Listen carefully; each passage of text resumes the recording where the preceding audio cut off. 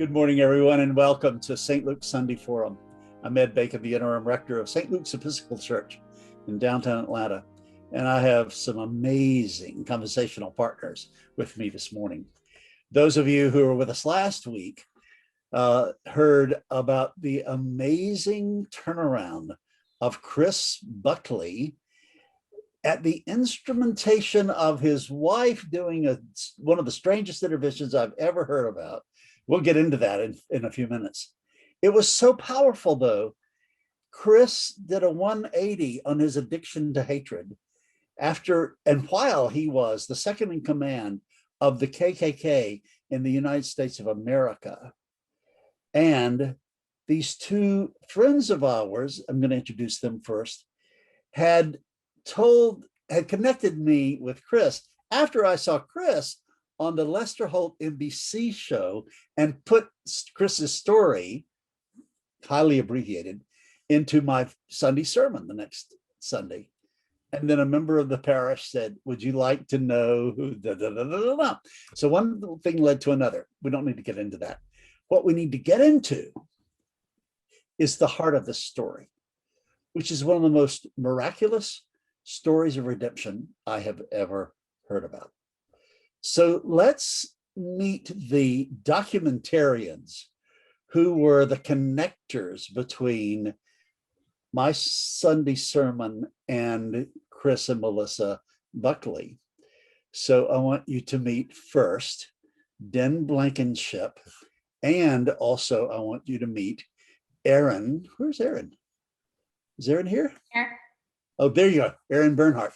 So these are two brilliant Atlanta residents who are documentarians of a new documentary coming out this coming fall called Clarkston. And they tell part of the story that we're going to unpack today for you. So Aaron, welcome. Thank you. Thanks for having us 2 weeks in a row. Oh, it's really thrilling for me. And Den, welcome. Yeah, thanks for having us back. Glad you're not sick of us yet. Oh, no way I could be. Now, those who know how much I am in love with the power of interfaith and interspirituality will easily understand that I'm thrilled that we have someone who grew up Jewish, that's Aaron, and now I'm going to introduce to you Dr. Heval Kelli, who's Muslim. Hello, Dr. Kelli. Welcome. Hey, how are you? Thank you for having me here. It's wonderful to have you here. And everybody, the reason Heval, Dr. Kelli, do you mind if I call you Heval? That's fine, of course, unless you're my patient. Okay. Heval actually has a really cool meaning in Kurdish. Oh, really? What is the meaning of Heval? It means friend in Kurdish. Oh, guess what? My name means friend too. I love that. So anyway, welcome Heval. Salam alaikum. Heval is in the middle of his Ramadan fast.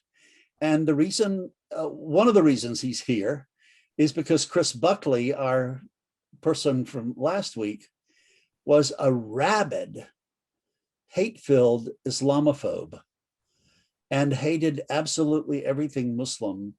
And Heval was the embodiment of his turning around. We're going to get into that story in just a minute. And before we get into any of the stories, now I want you to meet Arno Michaelis. Welcome, Arno. Thank you, Pastor Bob. It's my pleasure.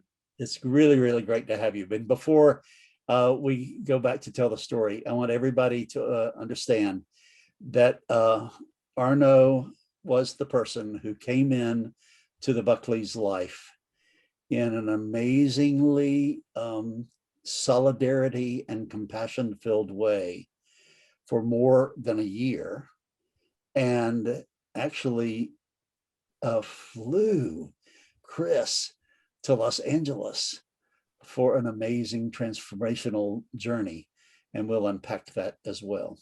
So, and Arno is Buddhist. So we got Christian, Jewish, Muslim, Buddhist, and I'm everything, all put together. So I'm really, really glad you're here. So here's the story that I want to dip into. So last week, those who watched it, and I want everybody please to watch it if you haven't already, and we'll put the link in all of the chats that are associated with this. We're on YouTube, Facebook, and are also on our website. So Melissa Buckley, the wife of Chris, was absolutely beside herself, not knowing what in the world to do, because her husband was consumed with hatred. He had made a KKK robe for his little boy and taught him to say white power. He hated absolutely everything Muslim because he held buddy of his in the war in Afghanistan in 2008 while he died. And of course, he had been killed by Muslim, and he had been told to villainize absolutely everyone who is Muslim. She got accosted at Walmart by African-American women. She had African-American relatives. She does have African-American relatives. And these women accosted her because her husband had such a high-profile public stance of white nationalism, hatred toward Black people. And she came home in desperation and Googled, what do you do when someone you love is consumed by hatred? And miracle of all miracles, the word came up, the name came up, Arno Michaelis. And out of this amazing, risk-filled, courage, faith-based, love-based act, she got in touch with Arno, and Arno came and over a period of a year was a companion with these people as Chris did a 180. So we're going to get into the power of what was the transformation. That's just a really amazing story. But before we get there, Arno, can you just recall getting an email out of the blue from this wife of a man who was addicted to hatred, asking for help? Will you tell that story, Arno? Yeah, it's not uncommon for loved ones of people stricken with hateful ideologies to really obviously want them to find a better place in their life. I was very grateful that Melissa did find her way to me. And what she basically said is that her husband was an Imperial Nighthawk in the Ku Klux Klan, meaning he was a bodyguard to the Imperial Wizard, who is a national leader of a Klan group. And she described the situation you had talked about where she ran into some conflict at Walmart with some Afro-American women who were aware of Chris's involvement in the Klan. And she really just said she was afraid for her family, first and foremost, afraid for her children. They have a young son named CJ and a daughter named Myra, who were, I believe, about 4 and 1 at the time. And Melissa was concerned for their safety, and she was concerned for Chris's safety. She was worried that of what he was getting mixed up in, what sort of acts he was perpetrating, and she was also worried that that hatred was going to come reflecting back at her family. So she asked me for help, and I was fortunate to have the resources to fly down to Atlanta and then up to northern Georgia where Chris is and spend some time with him and his family. And this process did take about a year. And I'm happy to say today that, as you guys know from talking with Chris last week, he's really made an incredible journey. And it shouldn't be overlooked that on top of overcoming his addiction to hate, he also overcame methamphetamine addiction. So he was literally had 2 very toxic addictions in his life, and I'm incredibly proud of him for being in the process of recovery from both of those. So you flew down from Canada or Milwaukee? Milwaukee, Wisconsin. So you're based there. Correct. And you came, and I want to note that in addition to being his companion and not preaching to him as much as taking him to expose him to real human beings who would embody the antithesis of what he was stating, then it was just stunning. It was transformative. So can you talk about Heval and the role that bringing Heval and Chris together played? Yeah, and my role in this is really just, it was getting Chris to the point where he was ready to talk to Heval. And it took it was quite a journey to get him to that point. I will mention I have another dear Muslim friend named Mubin Sheikh, who is in Toronto, Canada. Mubin is a former jihadi who became a counterterrorism operative and actually went undercover for a year to foil a terror plot in Toronto that would have rivaled 9/11.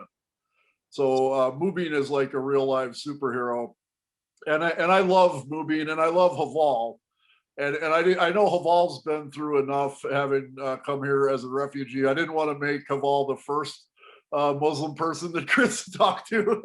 So Mubin took that role via Skype, and it was a pretty amazing exchange. There were expletives involved that I won't repeat here for the sake of your congregation, but when they got done with it, Chris wanted to go fishing with Mubin, and it was a big deal. And I think it was after that I felt that Chris was ready to meet Heval. I wanted to introduce Chris to a Muslim friend of mine in his area, who he could connect with and have an ongoing relationship with. But I also wanted Chris to really experience that not only are Muslim people not a threat, but that Muslim people are some of the most amazing human beings to walk the face of this earth. And I can't describe Dr. Heval Kelli in any other way. Just the impact that Heval has had on the world around him, especially since coming to the States and doing all the work he has to put himself in a position to help other people work through struggle is just unbelievable. And I will pat myself on the back. Mission accomplished. Heval's friendship really drove home to Chris that we should not only tolerate Muslim people in our country, but welcome them, and that some of the greatest Americans in the United States are Muslim. Got it. So everybody who's listening, we still haven't gotten to the secret sauce. We're going to get there, but we're still setting the stage. And I want to go to Dr. Kelli. Heval Kelli is a cardiologist. His wife is a cardiologist, I understand. And you all grew up in Syria. And you immigrated in 2012. Is that correct, Heval? Yes, we migrated. We left Syria in 1996 and got here in 2001. Yeah, I've got it. So will you tell us the story about how you and Arno met? And then what went through your mind when Arno said, I want you and Chris Buckley to meet? Yeah, I mean, I think I get too much credit for the story, but I think the credit goes all back to Arno, because if it wasn't for him and his work and his connection, I don't think any of this would have happened. So, okay, you humble man, I get it. And we're going to get there. But well, I always say that behind every great story, there's an American one. So I think Arno gets full. We were at the Carter Center for a conference on hate, and there were representation from all around the world speaking. I became frustrated during the conference that everyone kept talking about the issue and the problem. And me as a physician, I could talk to my patient all the time about the problem and issue, but at one point I got to start working on solutions and meaningful. And the conference kept talking about the issue and the discrimination against Muslim and the hate. but none of it was, every time you brought a solution, we're like, oh, this is too small. Every time you talked about a discussion where the government needs to change. So either was the solution too big or too small. So me and him started talking. I'm like, who's this guy in a Hawaiian shirt with flip-flops sitting in the conference with all these professional academic? I'm like, it must be something. So we start talking, and he told me he's gonna go meet this guy in Somerville, Georgia, who was a former KKK, what is a current KKK member.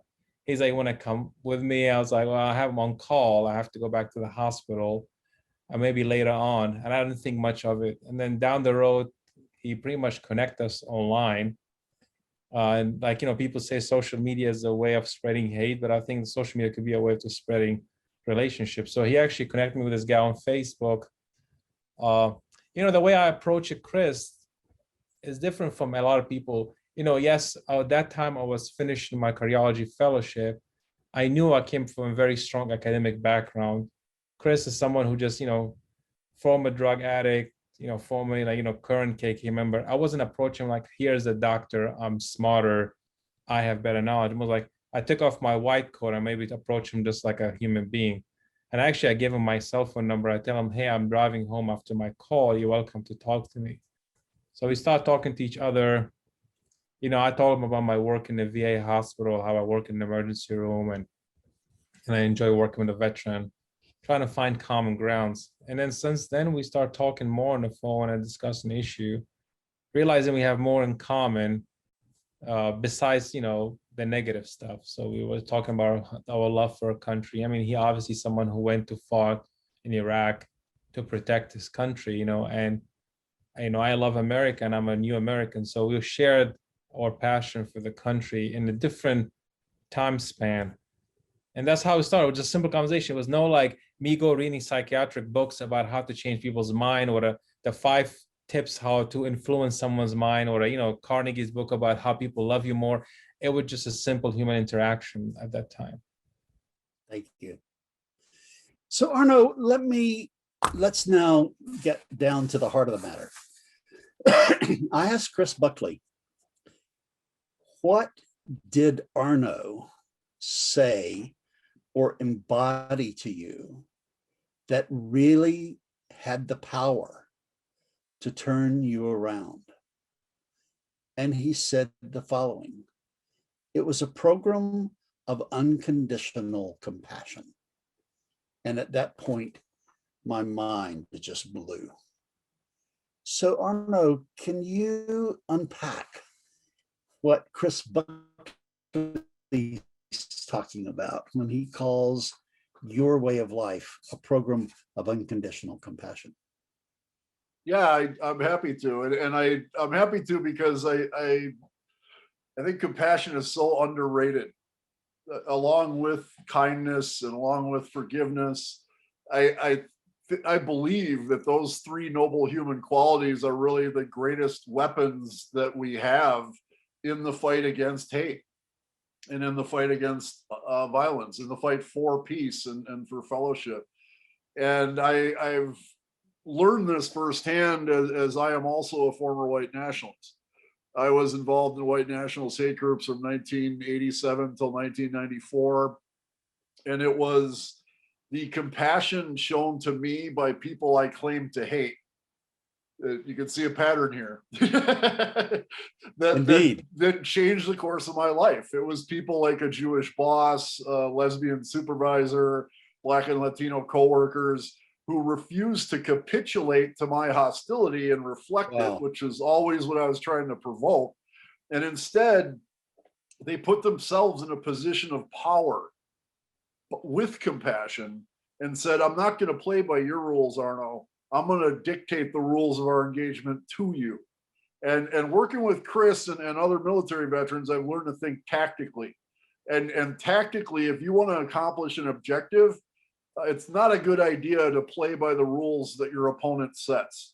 It's a better idea to dictate the rules of that engagement. And that's what happened with me.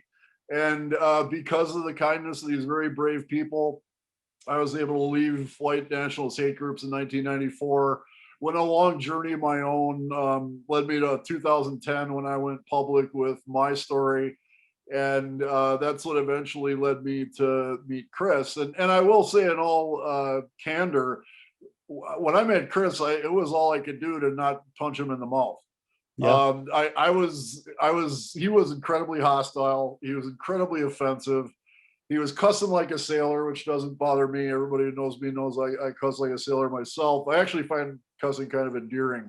But what bothered me with Chris is that he was using racial slurs like every other word. And that bothered me on a couple of levels. For one, he was basically rubbing my nose in my past and showing me in a real visceral way, like exactly who I was 30 years ago. And that was very unpleasant. It made me angry. It made me hostile.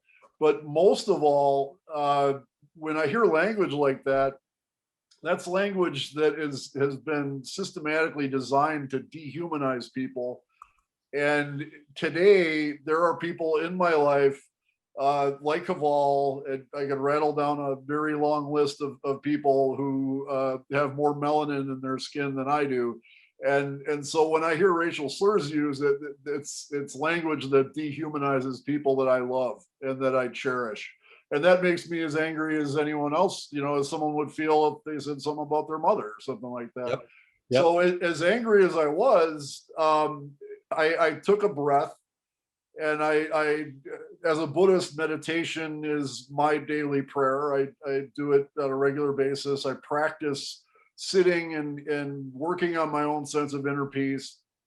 And in that span of taking a breath and feeling the breath cross my nostrils into my body, I was able to disconnect my being from Chris's hostility and then reconnect to him through my compassion.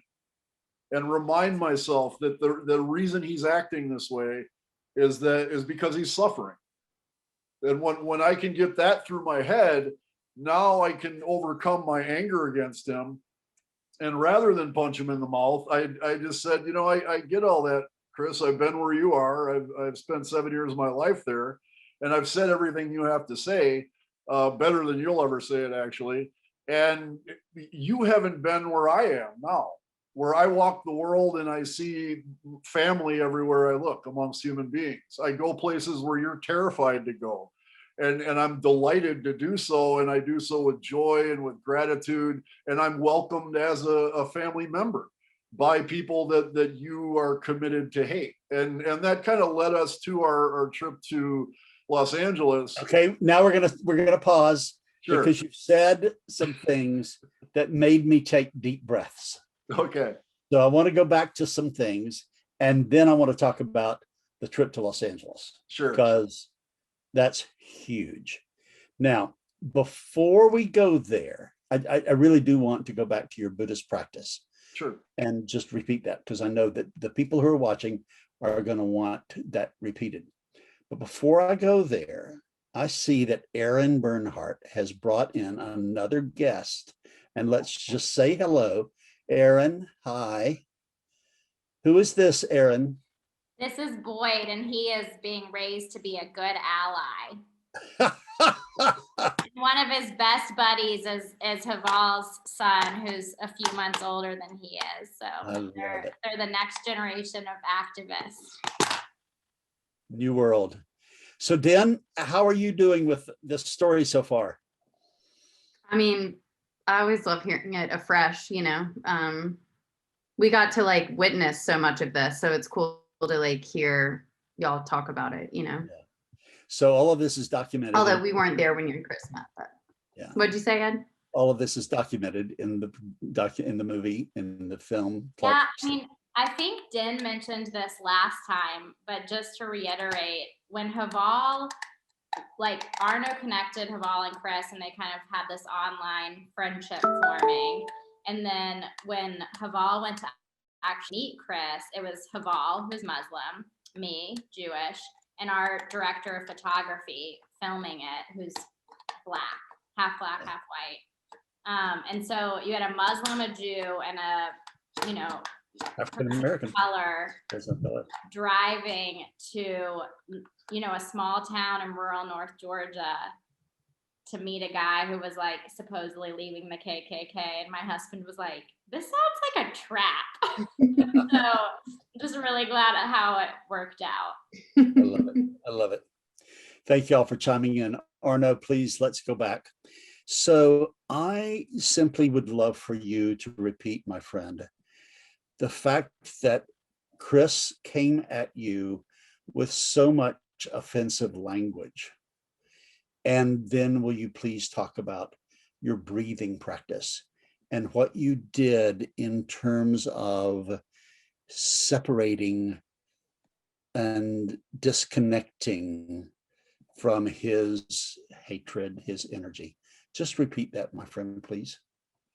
Well, it's interesting because when I adopted my meditation practice, it's when I first realized the possibility of self-forgiveness for all the harm that I had done.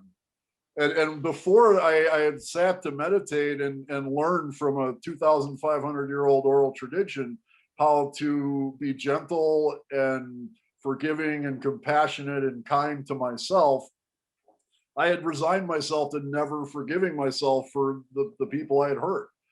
And when I sat to focus on my breath for the first time, and I'm hungry and a thought of a double cheeseburger with the works like intrudes on my attempted focus of my breath, I was able to dismiss that thought and return my focus to my breath, and to do so without judgment and with forgiveness and with gentleness. And when that meditation session ended 10 minutes later, I realized that if I could work with this thought of a double cheeseburger with the works, I could work with my grudge against myself.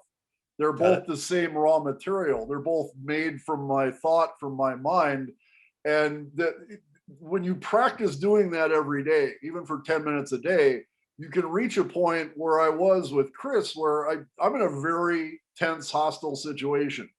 And I got a guy in my face who's screaming at me, saying very hateful things, very hurtful things. And just feeling my breath for a moment enabled me to recenter and go back to my heart and my mind and understand the dynamics of that interaction and what I needed to do in order to prevail. And so compassion put me in a position of power. There's a lot of people nowadays who are rightfully outraged about racism, about hate. I don't blame them one bit. But it breaks my heart when people in that position shun compassion and shun forgiveness, saying that it's, some kumbaya, bongo beating stuff around a campfire that's not going to accomplish the objective. That's patently false. Because I'm a big dude. I'm like 6'3", 225 pounds. I'm much physically larger than Chris. If I was so inclined to jump on him and physically hurt him, I would have done so. But had I done that, I don't know that Chris ever would have left the Ku Klux Klan. Back in my white nationalist days, I was extremely violent, and I got in more fights than I can imagine or that I can count. And I got beat up as often as I beat up other people. And in no situation did violence ever make me less hateful and violent. In fact, even when I got beat up, it made me more violent, because now it's like actually like pounding the hatred into me. So because I chose compassion in that moment, I was able to reach Chris and help him along that journey to who he is today, who is the man that you spoke to last week. That wouldn't have happened without compassion. And the power of compassion and breathing that compassion. You said it disconnected. Did you say it disconnected my being from his body and hatred? Is that what you said? I said it disconnected my being from his hostility.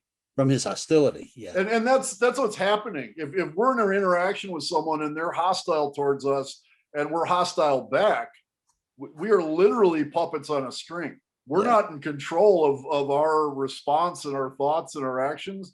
This other person is controlling us in the same way you control a marionette.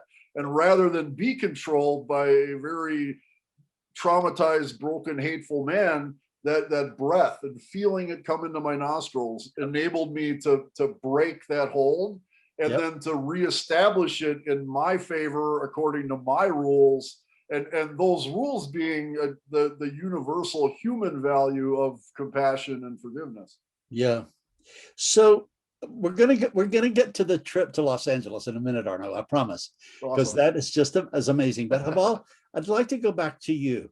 Um, I'm I right after 9/11, I fasted for Ramadan for 10 years and know something about practices of the Muslim year.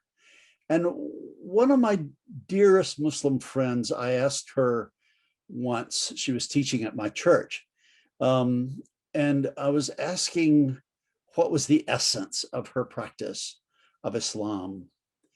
And her response has stayed with me forever. She says, "It is for me to attain God consciousness."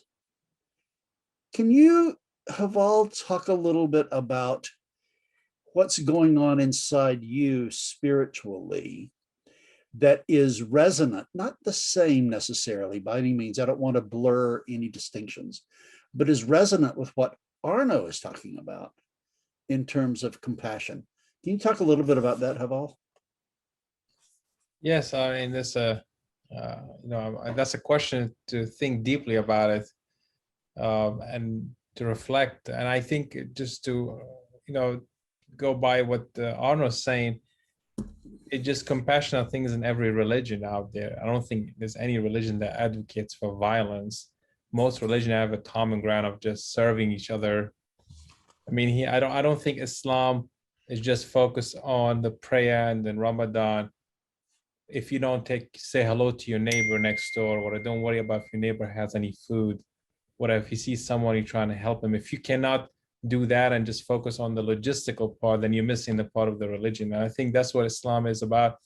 It's just a religion of submission, and I think submission to God, and living through those examples by serving your communities. I think that's really what every religion advocates for. I mean, I always tell, Jesus did not, spread Christianity by coming with a model saying, if you follow these 9 out of 10 commandments, you go to heaven. It wasn't like a statistical formula. It was more story of compassion, helping each other. And I think that's why the religion was spread through stories. And I think the stories of Arno and Chris and others really helps us to reflect on them and also replicate them in our daily life in every encounter we go through. And Dr. Kelli, remind us, when a Muslim begins a prayer and speaks of the prophet, they describe the prophet as? I'm trying to understand what exactly you mean, like as a prophet, as the Prophet Muhammad. Yeah, Prophet Muhammad sallallahu alaihi wasallam, pray upon, peace upon him. So, and talks about his compassion, right? Exactly. I mean, yeah, I'm sorry, like I'm missing. When we always mention the prophet name, we have to always at the same time mention, say peace be upon him. And I think there's an essence behind that.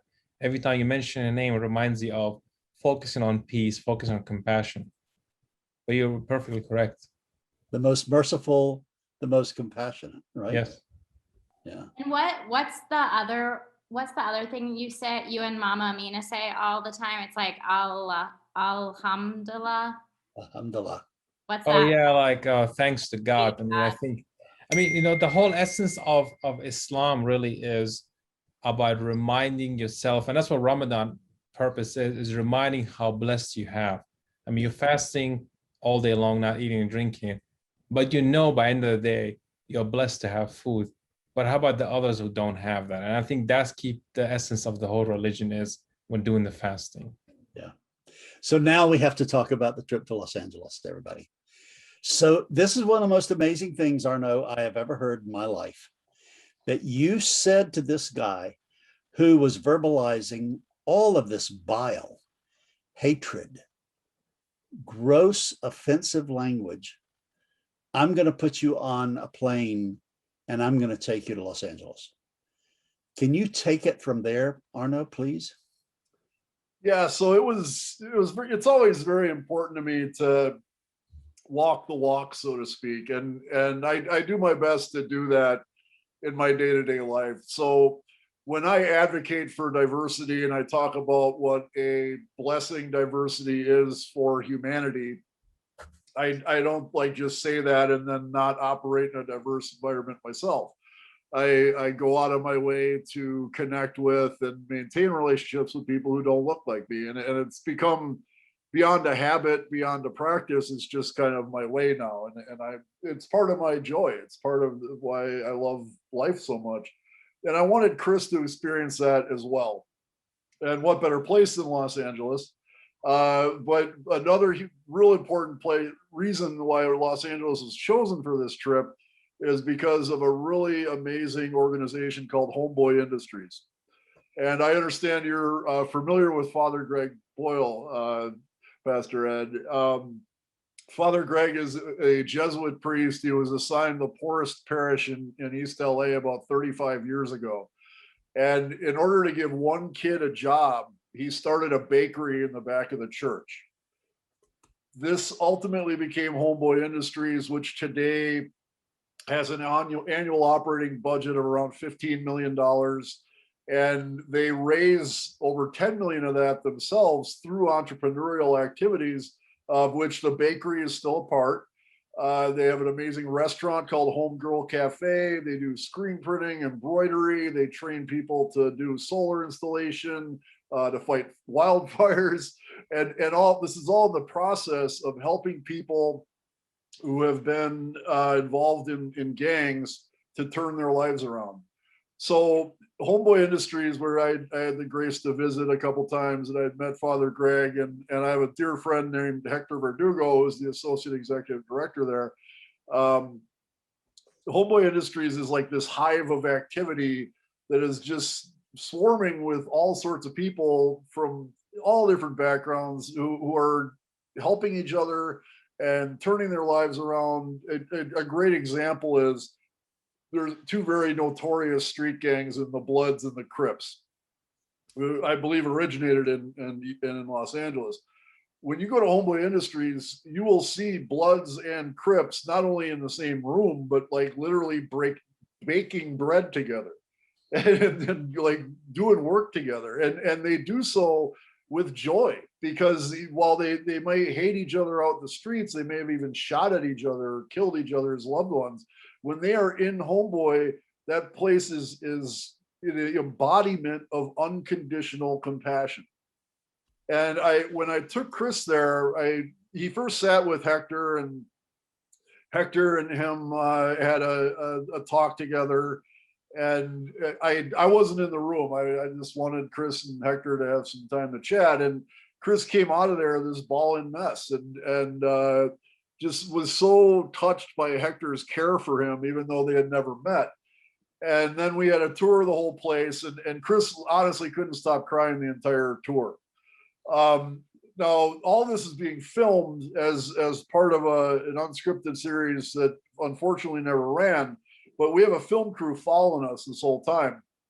And when we get done, and the director's like, okay, I think we got everything we need. Let's start packing up. Right at this point, there was a young woman, a homegirl who worked at Homegirl Cafe, a Latina former gang member, who said, hey, are you guys making a TV show? And Homeboy's in Los Angeles, and God bless the Hollywood community. They support Homeboy a lot. And there's movie stars and camera crews in there all the time. So it's not that big of a deal, but she was just curious, said, hey, what's the show about? And I said, oh, it's a show where we help people get out of the Ku Klux Klan. And she goes, wow, that sounds crazy. I can't wait to watch the show. And I said, well, do you want to meet the guy who's getting out of the Klan? And she's like, yeah, I'd love to. And then the filmmaker and me, you'd be very proud of me, Aaron and Den. The filmmaker and me, the wheels are turning, and I noticed Chris was still mic'd. And I'm like, hey, Chris, come here and say hi to Angela. And then I signal the photographers, and I'm like, keep going, keep going. So I kind of excused myself, and I actually went around the corner and I watched all this on a monitor. And Chris came up to Angela, and she's like, oh, so you're in the Ku Klux Klan. And she's curious and happy. She's not afraid of him one bit. And Chris goes, he just starts crying again. He goes, I'm so sorry. I'm so sorry. And I just hope you can forgive me. And she's like, sorry for what? What are you sorry for? And he's like, I hated you. I hated you for no reason. Chris, you know, all Latinos are Mexican. He goes, I hated all Mexicans, and you know, I had no reason to do it, and I feel so bad. And she's like, you know how badly I hated black people my whole life? You know how badly I hated the street gang from across the neighborhood? And now we're all here together. She's like, it don't matter where you're at, and you're here now. And that's all that matters. And he just breaks down, and she was like, you look like you need a hug, buddy. And she gave him a hug, and he's just spontaneously, Chris goes, I love you. It was just one of the most amazing moments I've ever seen in my entire life. And it really embodied like that whole part of the journey. And then after we were walking out of Homeboy, now this is all prior to Chris talking to Mubin or Chris talking to Heval. And I'll qualify this by saying, leading up to this, Chris and I would have conversations where Chris would say, hey, I'm cool with the blacks and the Mexicans, but I'm never going to be cool with the Muslims, ever. Like, to the point where he pulled guns on me. It like threw me out of his house at gunpoint for suggesting that he speak to a Muslim person. So all this leads up to Homeboy visit. We're walking out of Homeboy, and I can see Chris, and he's just like destroyed in the best way. Like all of the hate and all of that has just been destroyed. And you can tell he's just had this huge moment. And then I just said, you know what's next, don't you, Chris? He goes, yeah. I go, what's next? I gotta talk to your Muslim buddy. I'm like, that's right. and that's how I got him to the point where he was ready to talk to Mubin. And that's, you know, it's all history from there. So I just want to note, I mean, I'm having to take deep breaths here, Arno, with everything you're saying. I'm not sure any of this could have happened without your breathing compassion to him, no matter how much hatred he breathed toward you. And for any of us to receive unconditional compassion may be the most potent healing medicine our soul can ever receive. And I seriously bow before you, my brother, for having that discipline. I mean, I have that discipline of breath centering prayer for an hour every morning, and I know how life-giving it is to me, and I'm just grateful. It's like you are this living lighthouse, and Chris now is a living lighthouse in a tormented sea of polarization, divisiveness, and hatred. And I'm deeply, deeply grateful. Thank you, Pastor. That means the world to me. But I just would have to say that had no one lit that light for me, I would have never been in a place to guide Chris. So it's really, I believe this is just the best of what human beings can do and what the best we can be. And as heartbreaking as hate and violence are, they are also opportunities to practice this kind of compassion in the same way that, you know, you can practice basketball by yourself with, you know, just bouncing a basketball. But if you have a whole court to play on and you got people to play with, then now you can take that practice to a whole other level. And so while we certainly don't want to create hate and violence in the world, we don't want to, we want to lessen it by all means. We always can look at the strife in our society as opportunity to practice compassion. And if it wasn't for people doing that, for me, I wouldn't have been able to do it for Chris. I'm going to come back to you in just a minute, but I need to come back to Heval Kelli. Heval, I mean, Chris told us last week the depth of hatred he had toward all persons Muslim. And I just wanted to ask you, did you feel that? And did you feel a change over the course of your relationship? Or well, let me ask you that and not put words in your mouth, my friend. Heval? I mean, you know, It's not a very glooming story that someone goes from a very hateful background of sudden he is like this, the Dalai Lama, like, that's, you see that in a movie and there's a, the 90-minute Hollywood video. Yep. It really, there's a life after change too.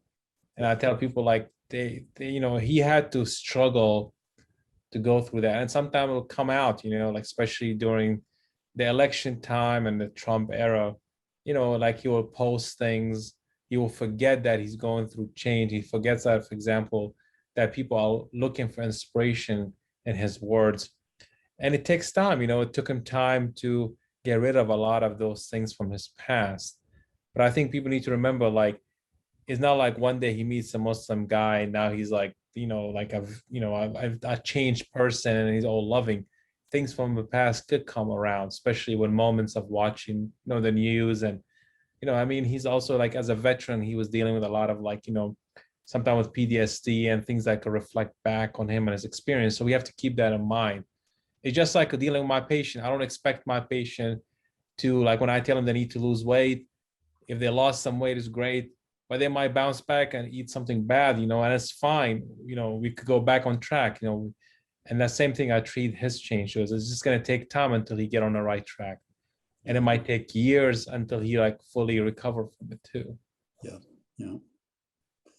So unfortunately, we have to wrap this up. And I know that there are people who are watching who want to go deeper. So Arno, I do want to say how thrilling it was to find out that you and my friend Greg Boyle are also friends.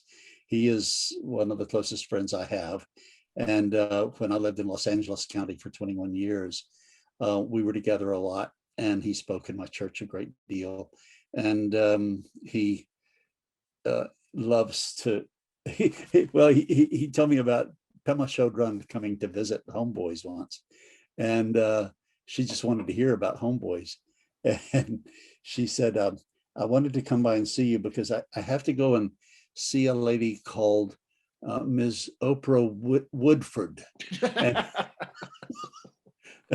that's how amazing Pema Chodron is. Nevertheless, Greg loves to quote Mother Teresa who says, all the problems we have in the world are because we've forgotten that we're related to one another. But he is a dear, compassionate person. And if anybody wants to know about him, Tattoos on the Heart and Barking to the Choir are two of his wonderful books. But I also want to talk about your books, just to mention them.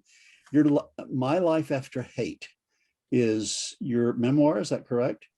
Yeah, that's my first book. It's self-published, and then my latest book I've co-authored with a brilliant man named Pardeep Singh Kalika, who lost his father in the August 5th, 2012 Sikh temple shooting. Yeah, and the name of that book is The Gift of Our Wounds, is that correct? Correct. Yeah. So, Arno Michaelis, thank you for being who you are. And yes, namaste. And thank you for being with us. Heval Kelli, I hope that you have the sweetest Ramadan, my friend. Thank you so much, and bless you and your practice. Den Blankenship, Aaron Bernhardt, thank you so much for this documentary film that's on its way. That'll help us replay this over and over again and learn. Can I say one thing really quick? Yes. Okay. One thing that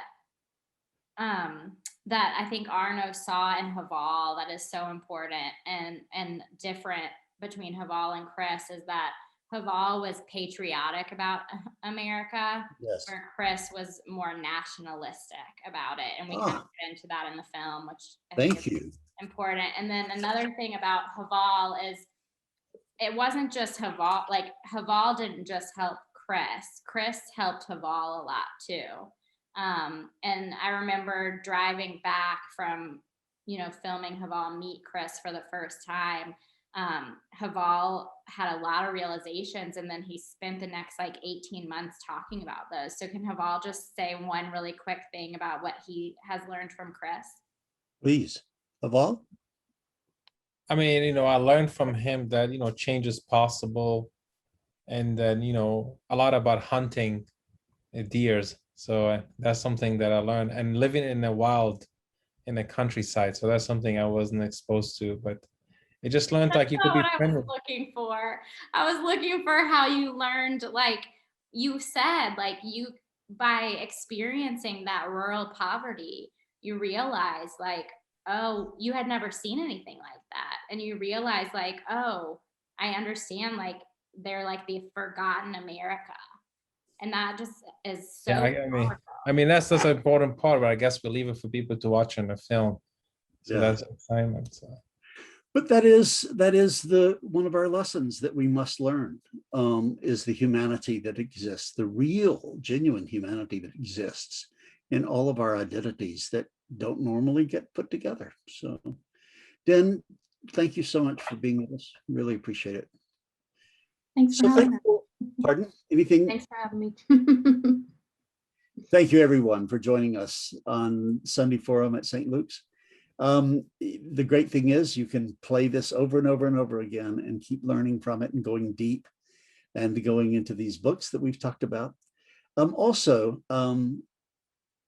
am going to continue all of these wonderfully redemptive and transformative conversations.